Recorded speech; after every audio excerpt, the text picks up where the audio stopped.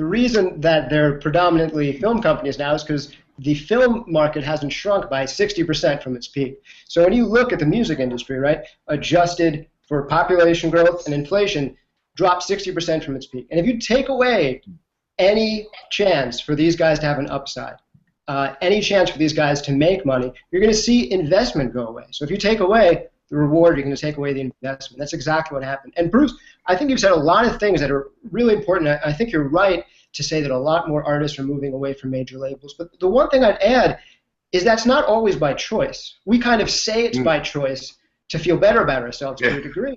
But there is, to a large degree, that musicians are moving away from major labels because the major labels aren't doing artist development, like you said. But indie labels aren't doing artist development either. The only type of labels that ever did artist development were major labels, because they had, and the old major label system was kind of this risk and reward sharing system, where a label would have enough money to say, we're going to invest in 10 artists. We don't care if you make money immediately, because one of you will, and then it'll pay for our costs on the rest of you.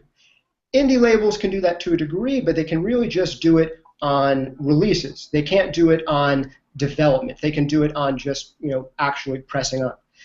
The other interesting thing is that indie labels now are behaving exactly like this way that you say is so wrong with the major labels, the 360-degree deals. Any reputable indie label, the really cool labels, are all doing 360 deals because they know you cannot make back your cost just by selling records. The way you can make back your cost is by sync licenses. It's by merch sales. Nick mentioned, it's not so much by live shows. The other thing that is interesting that's happening in live shows is, as you mentioned, Bruce, they always used to be a loss leader for record sales. And now they're not, right?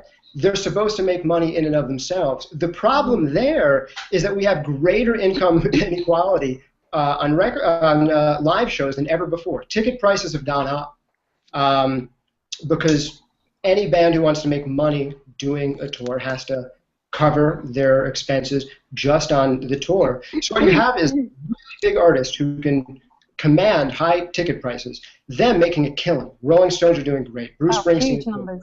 Smaller artists are still losing money on shows, and they don't have the record sales to make up for it. So it is working for some artists, but we're actually seeing more inequality than ever before because of that pattern switch.